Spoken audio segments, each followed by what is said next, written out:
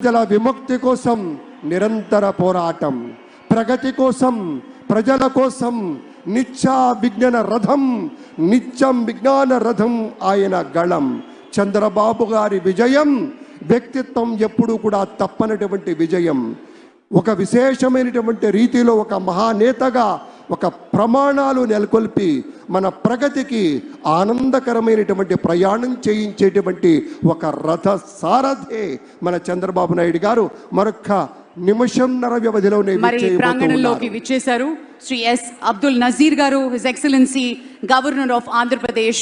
మరికొద్ది క్షణాల్లో ఈ వేదిక మీదకి రానున్నారు.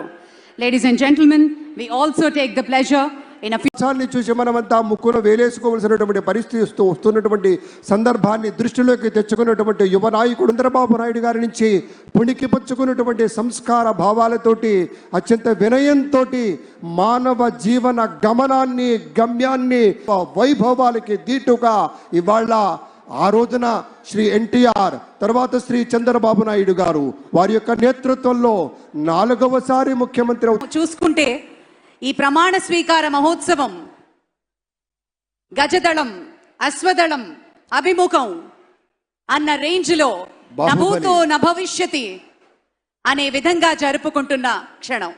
అంటే మనకు తెలుసు, గతంలో వారి యొక్క నేతృత్వంలో నదుల అనుసంధానం కావచ్చు, నూతన రాజధాని ఏర్పాట్లు కావచ్చు, రహదారుల నిర్మాణ వ్యవసాయ విధానాలు కావచ్చు, ప్రతి చోట పారదర్శకత కావచ్చు.